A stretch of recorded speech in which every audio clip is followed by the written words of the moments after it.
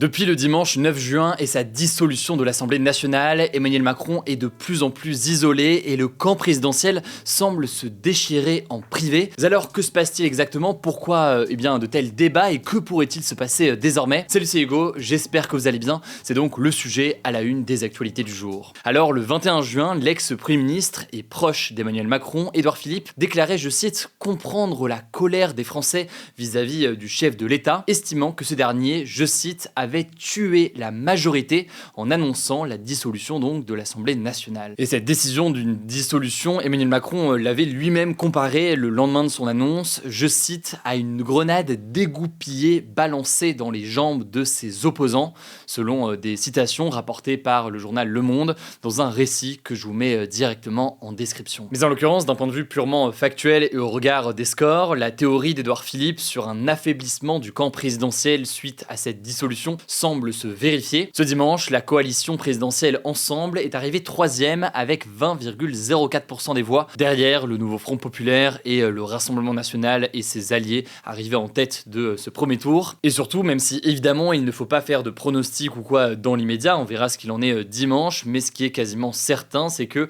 le camp présidentiel aura moins de députés à l'issue du second tour dimanche par rapport à ce qu'il avait avant. D'un point de vue purement tactique, dans l'immédiat donc, cette dissolution semble être un échec cuisant pour Emmanuel Macron, un constat partagé par une partie de son camp. Selon Marc Ferracci, qui est député Renaissance, cité par le journal Le Figaro, je cite, l'idée que le vote peut s'inverser en 3 semaines alors que le RN a une dynamique extrêmement forte aux européennes avait peu de chances de se réaliser. Mais alors, avant de voir les implications très concrètes que l'on observe aujourd'hui, comment expliquer une telle décision qui pourrait entraîner donc l'arrivée de l'extrême droite au pouvoir? Eh bien déjà, selon de nombreux journalistes politiques, le président aurait pris cette décision seul ou quasiment seul, entouré seulement de quelques conseillers et sans consulter visiblement ses ministres pendant une bonne partie du temps. Et d'ailleurs, visiblement, ça va aussi dans l'autre sens, puisque selon le journal Le Figaro, Emmanuel Macron a appris via une dépêche de l'AFP, donc une dépêche d'agence de presse, que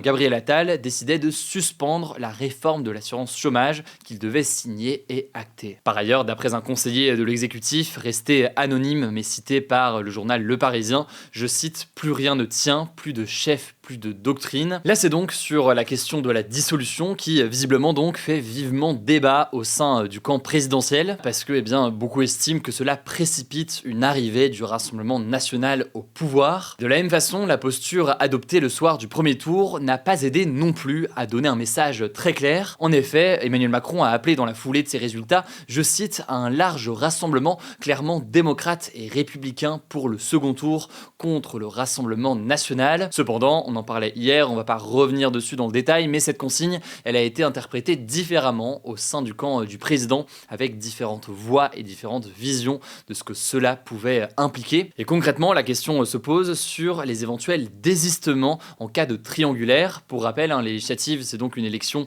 qui se joue à l'échelle locale, à l'échelle de chaque circonscription, chaque territoire. Il peut y avoir 2, 3, voire dans de très rares cas, 4 candidats qualifiés pour le second tour. En l'occurrence ici, il y avait beaucoup de situations avec 3 candidats. Et donc, depuis dimanche, il y avait certains qui disaient que les candidats ensemble devaient se désister s'ils arrivaient en 3e position dans tous les cas. D'autres estimaient que c'était au cas par cas selon l'autre candidat qui faisait face au Rassemblement national, avec notamment cette forme d'incertitude autour de la France insoumise, membre du nouveau Front populaire, alors que le camp présidentiel a régulièrement ciblé la France insoumise lors de sa campagne. Alors, dans la journée de lundi puis de mardi, il semblerait que tout ça se soit clarifié d'une certaine façon. D'après la radio RTL, Emmanuel Macron aurait déclaré notamment à ses ministres ce lundi, je cite, « Pas une voix à l'extrême droite. Il faut se souvenir qu'en 2017 et 2022, en face, à gauche, tout le monde a porté ce message. Sans cela, je le cite toujours, votre serviteur et vous ne serions pas là. » Par ailleurs, dans la journée de lundi à mardi, les déclarations se sont multipliées, notamment du côté de Gabriel Attal, qui ont semblé s'aligner sur le fait que le réel danger pour eux était bien l'extrême droite et que de toute façon, et c'est factuellement en l'occurrence juste, le nouveau Front populaire n'a absolument aucune chance d'obtenir de majorité absolue et quasiment aucune chance même de finir en tête.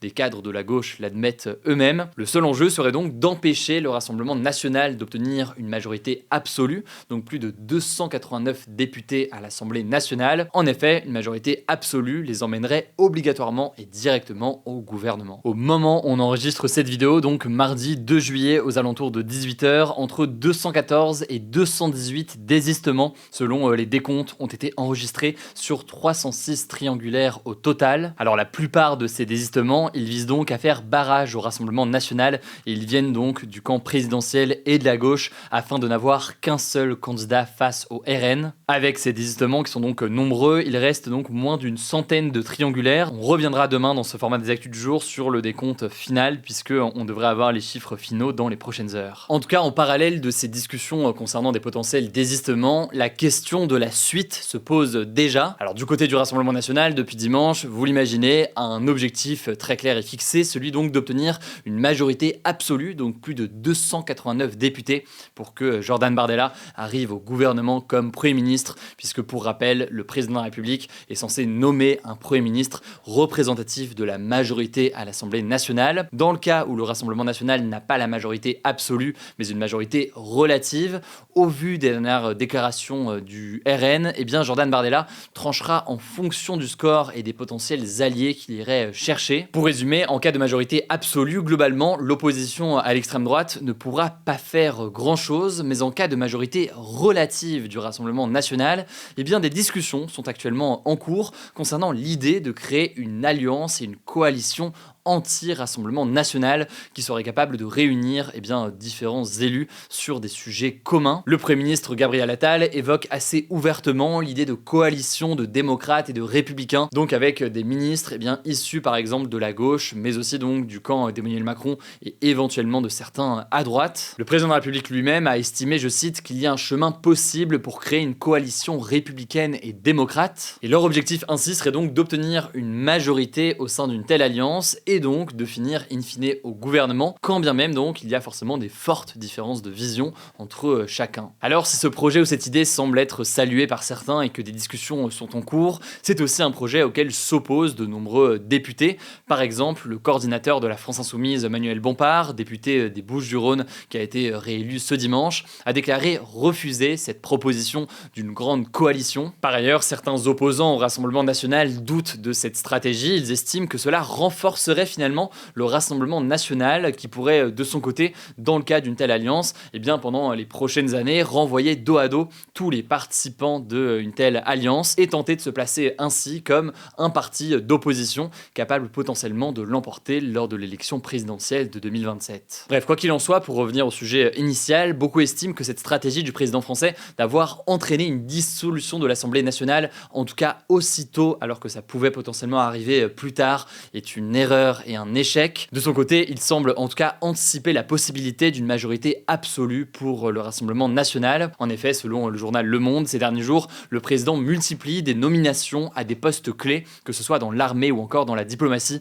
pour s'assurer d'avoir des relais en cas de cohabitation et de gouvernement au Rassemblement national. Des nominations qui ont été dénoncées par Marine Le Pen, qui va même jusqu'à dénoncer, je cite, une forme de coup d'État administratif, même si dans les faits, légalement, il est parfaitement dans le droit de le faire. Bref, en tout cas, évidemment, on va continuer à suivre tout ça sur ce format des actus du jour, que ce soit sur YouTube ou alors en podcast. Je vous laisse avec Blanche pour les actualités en bref et je reviens juste après. Merci Hugo et bonjour à tous. On commence avec cette actu, toujours en rapport avec les législatives. Ludivine Daoudi, la candidate du Rassemblement national à Caen, ne se présentera pas pour le second tour des législatives. La raison, une photo d'elle portant une casquette de sous-officier nazi de la Luftwaffe avec une croix gammée a été diffusée ces derniers jours. Cette photo a été révélée ce lundi par son adversaire politique Emma Fourreau du Nouveau Front Populaire. Selon Philippe Chaperon, le délégué départemental du RN dans le Calvados, la photo aurait été prise il y a longtemps et est, je cite, de mauvais goût. Sa candidature a donc finalement été retirée ce mardi et cette décision annule donc la triangulaire de cette circonscription qui opposera au second tour Emma Fourreau, donc la candidate du NFP, à Joël Bruno, candidat d'hiver droite et actuel maire de Caen. Toujours concernant le RN, la candidate Paul Vert de Sauras, de la première circonscription de la Mayenne, a créé la polémique avec une vidéo d'elle postée au soir du premier tour des élections législatives. Elle affirme dans la vidéo, je cite, « Dans le Rassemblement national, nous avons des juifs, des musulmans, des espagnols. J'ai comme ophtalmo un juif et j'ai comme dentiste un musulman. » Donc un argument et un raisonnement qui a indigné de nombreuses personnes. En tout cas, sa candidature a été maintenue par le parti. Elle affrontera Guillaume Garot, le candidat du NFP, dans la première circonscription de Mayenne au second tour. Deuxième actu, le procès du rappeur français Mo Alasquale, accusé de violences violences par 6 femmes a commencé ce mardi à Paris. Il est notamment jugé pour des violences, menaces de mort et séquestration sur 6 de ses anciennes compagnes entre 2017 et 2021. Il aurait par exemple tiré les cheveux et traîné au sol l'une d'elles ou encore mis des coups de tête et des coups de pied dans le ventre d'une autre. À la suite de ces agressions, le rappeur, qui a toujours nié les faits, avait fait l'objet d'un mandat de recherche et ne s'était à l'époque pas présenté à ses 3 premières convocations au commissariat. Il avait finalement été interpellé en Allemagne et placé en garde à vue en juin 2021. En tout cas, le verdict est attendu ce vendredi. Il reste qu'une peine de 5 ans de prison. On vous tiendra au courant. Troisième actu, le président américain Joe Biden a estimé ce lundi que la décision de la Cour suprême, qui est la plus haute juridiction des États-Unis, concernant l'immunité de Donald Trump, crée, je cite, un dangereux précédent. En fait, la Cour suprême a étendu ce lundi l'immunité pénale de l'ancien président américain Donald Trump lorsqu'il était en exercice. Alors c'est assez complexe et ça relève de beaucoup de questions de droit, mais ça signifie concrètement que Donald Trump pourrait ne pas être jugé dans certaines affaires si jamais la justice estime que l'acte a été réalisé dans l'exercice de ses fonctions de président. Sauf que selon Joe Biden, ce principe est un dangereux précédent car le pouvoir du président ne sera plus limité par la loi et il serait donc plus difficile de poursuivre un ancien chef d'État américain. Donald Trump est toujours visé par de nombreux autres procès que ses avocats sont parvenus à repousser grâce à des recours et s'il était réélu en novembre, il pourrait, une fois investi en janvier 2025, ordonner l'arrêt des poursuites fédérales à son encontre. Quatrième actu, Israël a ordonné ce lundi soir l'évacuation des villes de Khan Younes et de Rafah dans le sud de la bande de Gaza avant de les bombarder ce mardi en réponse à des tirs de roquettes palestiniens sur Israël. Par ailleurs, des dizaines de prisonniers palestiniens, dont le directeur de l'hôpital gazaoui Al-Shifa, ont été libérés par Israël ce lundi et transférés vers des centres médicaux de la bande de Gaza. Le directeur du plus grand hôpital du territoire palestinien a notamment affirmé avoir été soumis, je cite, à de sévères tortures lors de sa détention et il accuse Israël de privation de nourriture et de médicaments ainsi que d'humiliation physique et psychologique. De son côté, l'armée israélienne a affirmé vérifier ces informations. Au total, 37 877 personnes sont mortes et 86 969 ont été blessées dans le territoire palestinien depuis le 7 octobre 2023, selon le ministère de la Santé de Gaza, dirigé par le Hamas. Cinquième actu, le Brésil a enregistré plus de 13 000 feux de forêt sur les 5 premiers mois de 2024 en Amazonie, la plus grande forêt tropicale du monde. Il s'agit du pire chiffre depuis 20 ans, selon l'Institut brésilien de recherche spatiale. C'est une mauvaise nouvelle pour la préservation de l'Amazonie, malgré les efforts du président du Brésil, Lula, qui contribue depuis son arrivée au pouvoir à la baisse de la déforestation en Amazonie. Si cette forêt est si importante, c'est notamment parce qu'elle joue un rôle majeur contre le réchauffement climatique en absorbant énormément de CO2. Selon les experts, cette hausse spectaculaire des feux de forêt serait due à une sécheresse exceptionnelle qui a frappé le pays l'an passé. Et on termine avec cette actu, une vingtaine de rappeurs dont Zola, Al Capote, Sosomanes ou encore Fianso ont sorti ce lundi un morceau contre l'extrême droite. Le titre s'appelle No Pasaran, en référence au slogan des opposants au dictateur espagnol Franco pendant les années 30. Le titre, qui dure une dizaine de minutes, s'attaque à Jordan Bardella, la famille Le Pen ou encore à Éric Zemmour. L'objectif, selon le producteur, est, je cite, de rappeler que le RN est dangereux. Alors Jordan Bardella a réagi sur X, estimant que ce titre contient, je cite, des appels au meurtre, de la misogynie violente, de l'antisémitisme et du complotisme. Marine Le Pen espère quant à elle, je cite, que le parquet va se saisir de cette abjection, à savoir que les revenus générés par ce morceau devraient être reversés à la fondation Abbé Pierre, qui lutte contre le mal logement. Merci beaucoup Blanche pour ces actualités en bref. Alors vous le savez, ce format des actualités du jour, il est aussi disponible en version podcast, donc en version audio sur Spotify, Apple Podcast, etc. Vous tapez Hugo Décrypte, vous allez pouvoir le retrouver.